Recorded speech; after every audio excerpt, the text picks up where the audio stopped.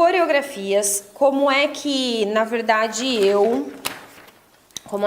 Mari,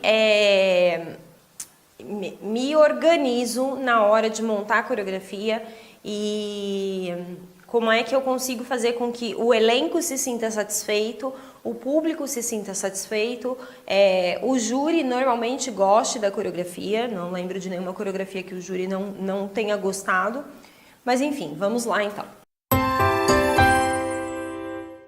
Coreografias, e lembrando que isso aqui é realmente a minha experiência, tá? Que eu vou estar passando aqui pra você, de peito aberto, sim, minha experiência, pra realmente tentar te ajudar aí no que for possível sobre esse assunto.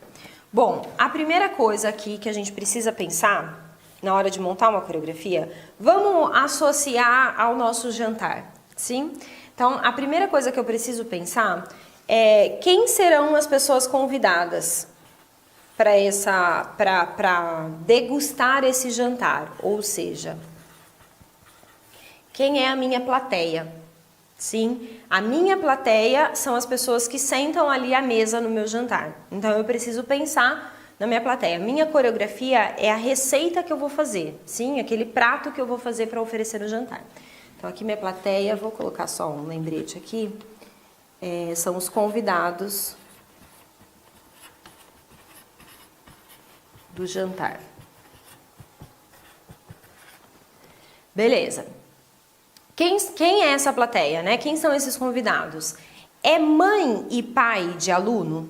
Porque é diferente um convidado mãe e pai de aluno e é diferente um convidado júri. Sim, imagina lá no seu restaurante, você recebe seus amigos, seus pais, sim? Mãe e pai é nesse grau ali de convidados.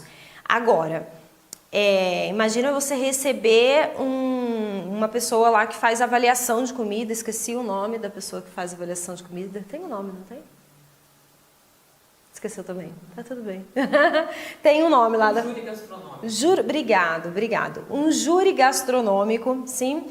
E imagina você ter que fazer um prato para uma pessoa que entende muito de comida e que ela vai avaliar o seu prato. Então, são convidados totalmente diferentes. Então, aqui eu posso ter desde mãe e pai, de aluno, posso ter uma plateia aqui, posso ter um júri, sim, normalmente em competição, como eu posso ter uma plateia que não entende patavinas de arte, vamos dizer assim. Por exemplo, o que é uma plateia que não entende patavinas de arte? Por exemplo, eu vou apresentar numa escola normal, onde, né, escola pública ou privada, mas uma escola de ensino fundamental, onde não necessariamente essas crianças que estão ali na escola, ou mesmo adultos que estejam ali, já tenham algum dia feito dança. Sim? Então eles não entendem patavinas da arte da dança. Esse é um ponto, tá? Então, não estou aqui falando que só, né, que o grau da pessoa saber ou não se aquilo é certo ou errado. Não, estou falando que ela normalmente não viu dança na vida dela, é a primeira vez que ela vai ver. Sim? Então é uma pessoa que, por exemplo, num jantar, como é que eu posso avaliar? Por exemplo, eu tive férias, 4 dias de férias há uns dias atrás, né? E eu fui pra praia e eu fui conhecer um restaurante que eu gostava, que eu queria muito conhecer. E aí eu fui comer ostra pela primeira vez na minha vida. Sim? Como é que eu posso falar se a ostra era boa ou não? Se eu comi a primeira vez na minha vida?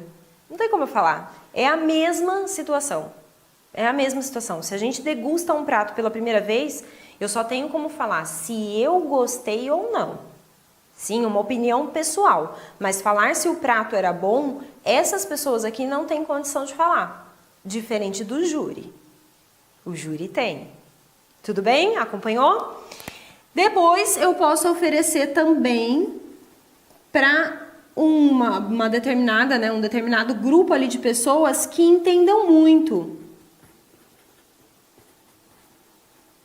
que entendam muito da dança, de dança, e vai entender sobre coreografia. Por exemplo, bailarinos. Não é um júri, porque eles não estão ali para avaliar o meu trabalho, mas eles entendem. Como eu posso apresentar isso? Por exemplo, numa competição mesmo, né? Joinville. Em Joinville, numa mostra em Joinville. Você não foi para o palco competitivo, você vai participar da mostra de Joinville, que não é competitiva, e você vai levar um trabalho. As pessoas que estão ali vão entender se esse trabalho é bom ou não, porque eles são bailarinos, eles entendem. É diferente desse público aqui. Então, só por aqui, dá pra gente falar mais 1 milhão de coisas nessa gama aqui. Mas só por aqui, a gente já entende que a gente tem pelo menos 4 públicos diferentes para quem eu possa apresentar a minha coreografia, ou seja, ter na minha mesa de jantar. Vai ser difícil eu ter exatamente todos eles na mesma mesa de jantar, porque posso ter uma mãe e pai de aluno assistindo uma competição onde tem júri, onde tem bailarinos, mas dificilmente vai ter alguém que não entende de dança lá. Se é mãe e pai, um pouquinho entende. Sim, se é namorado da bailarina, um pouquinho entende. Ah, foi mais legal, foi menos legal. Tem um parâmetro para comparação, mas dificilmente vai ter isso. Então, enfim, o que você vai precisar fazer? Primeira coisa, a primeira pergunta: quem são os meus convidados para o meu jantar? Quem é a minha plateia? A partir do momento que eu entendo quem é a minha plateia, é um espetáculo de final de ano, sim? Então, esse daqui, por exemplo, pode ser um espetáculo de final de ano, ok? É um espetáculo de final de ano, ou seja, vai estar lá a mãe e pai dos meus alunos, não minha mãe e meu pai, né? Mãe e pai dos meus alunos, amigos dos meus alunos, filhos dos meus alunos, namorados dos meus alunos, enfim. São pessoas que gostam dos meus alunos e que têm uma tendência a sair falando bem da coreografia. Então, não é que eu não vou me preocupar com o meu trabalho coreográfico, porque eles vão sair falando bem de qualquer jeito. Não, muito pelo contrário, vou me preocupar sim. Só que, se eu tiver um errinho ou outro, eles não vão me condenar por isso. Sim? Então, só para a gente entender a complexidade. Então, eu não preciso necessariamente aqui, para esses tipos de convidados, escolher fazer um prato muito difícil, né? Por exemplo, sei lá, bobó de camarão. Existe esse prato, não existe? Bobó de camarão, sei lá. Entende? Eu não preciso escolher um prato muito difícil. Se eu fizer para minha mãe e para o meu pai um arroz, feijão e bife, eles vão amar, e o que vai importar para a gente no jantar é a gente estar junto. E eu não vou conseguir, de repente, dedicar mais tempo para outras coisas no meu jantar, que vai agradar muito mais minha mãe e meu pai, né? Do que se eu fizesse um bobó de camarão e ficasse o dia inteiro cozinhando, por exemplo. Vamos supor que eu levasse o dia inteiro, pode ser que eu, Mari, levasse uns 3 dias, mas tudo bem. Agora, o mesmo raciocínio tem que ir para quando eu penso no pai e mãe de aluno. Então, para que eu vou montar uma coreografia que tem 8 trocas de desenho, um conjunto, pensa lá, um conjunto com 20 crianças, com 8 trocas de desenhos, sim? Tem uma diagonal, tem um círculo, tem um V, tem um triângulo, tem uma cruz, tem um... Para que eu vou montar uma coreografia nesse estilo que vai dar muito trabalho, muito desgaste para os alunos? Existe um grande risco de ter erro. Sim, porque não são ali, quando a gente pensa em espetáculo de final de ano, não necessariamente a gente está trabalhando só com os alunos mais experientes em coreografias. Muitas vezes são alunos que vêem uma coreografia, que trabalham uma coreografia uma vez no ano ou 2. Porque às vezes a mesma coreografia que dança no meio do ano é que dança no final. Sim? Então não é um bailarino que está acostumado a pegar a coreografia em 1 hora. Não, precisa de tempo ali. Então, eu preciso pensar muito bem nesse prato. Aqui, no caso, vale mais a pena, muitas vezes, a gente fazer um prato mais simples, com 2 trocas de desenho, 3 no máximo. Colocar momentos em que tenha solinhos, dus, trios, que os pais vão ficar muito felizes, as crianças também vão ter a experiência ali de compartilhar um momento de duo, compartilhar um momento de trio, enfim. vai ter uma outra experiência. Então, vale muito mais a pena do que se eu partir para a ideia de que eu vou apresentar para um especialista no assunto de coreografia, um júri. Para esse júri, sim, se eu chegar lá para ele com um prato de arroz, feijão e ovo, esse arroz, feijão e ovo tem que estar virado no giraia, sabe assim, perfeito do perfeito do perfeito. Porque se for um arroz, feijão e ovo comum para um júri, ele vai falar, não entendi por que me deram isso. Sim, percebe? É um outro nível de conversa. Então, não estou dizendo que um é melhor que o outro, eu estou dizendo que são coisas diferentes, tá? E aí, o que a gente vai pensar? Para esse júri aqui, eu preciso fazer o bobó de camarão. Eu vou ter que me virar para aprender a fazer o bobó de camarão. Na primeira vez eu vou errar um pouco, depois eu vou melhorar, depois eu vou melhorando até eu chegar no bobó de camarão perfeito e conseguir apresentar para esse júri e conseguir ter resultado com isso. Então, nesse júri aqui, por exemplo, a gente vai encontrar ele em festivais competitivos, né? Então, quando a gente vai para uma competição, não adianta eu pegar a mesma coreografiazinha, sim, eu, Mari, ir lá e pegar minha mesma coreografiazinha, meu arroz feijão que eu fiz pro espetáculo de final de ano e levar isso para o palco de competição.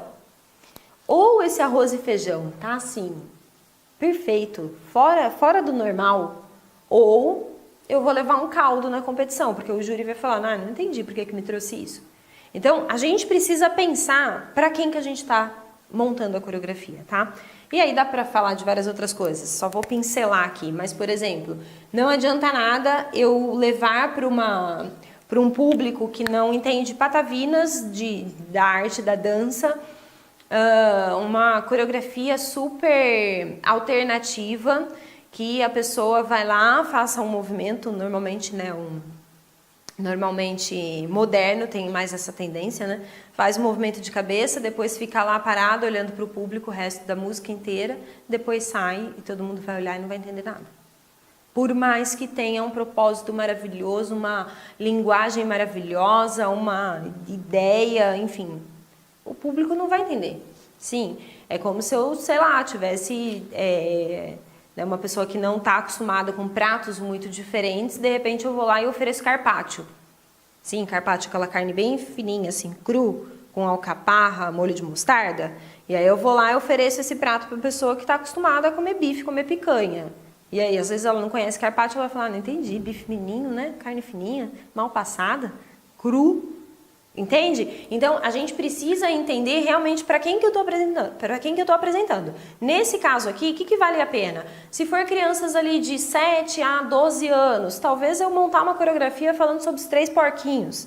Né? 3 porquinhos não, porque isso era na minha época. Nessa época agora deve existir outras coisas. Minha sobrinha gosta de um tal de desenho lá que nem eu sei o que é. Mas enfim, buscar coisas que seja do meio dessa criança. E aí eu monto uma coreografia voltada para isso. Isso sim, a criança vai prender atenção, eles vão amar o espetáculo, eles vão amar o que é dança. Muito mais importante do que ele amar a minha coreografia, é ele amar o que é dança para esse público. Sim, porque é isso que vai fazer ele procurar uma escola, e isso vai fazer o nosso mercado crescer, isso vai fazer a nossa dança crescer. Sim? Então, a escolha de uma coreografia está muito mais... É um negócio muito mais louco. A gente pode ajudar a dança, como a gente pode afundar a dança com a escolha da coreografia. Pense nisso, tá? E aí, então, aqui normalmente vai ser um espetáculo mais... eu vou colocar mais ilustrativo aqui, pensando realmente em prender a atenção da plateia. Aqui eu estou muito mais preocupada em prender a atenção. Já nesse outro aqui, não. Esse aqui eu estou preocupada em enviar uma mensagem, tá? Nesse daqui eu estou preocupada com a minha mensagem. Porque são pessoas que entendem de dança.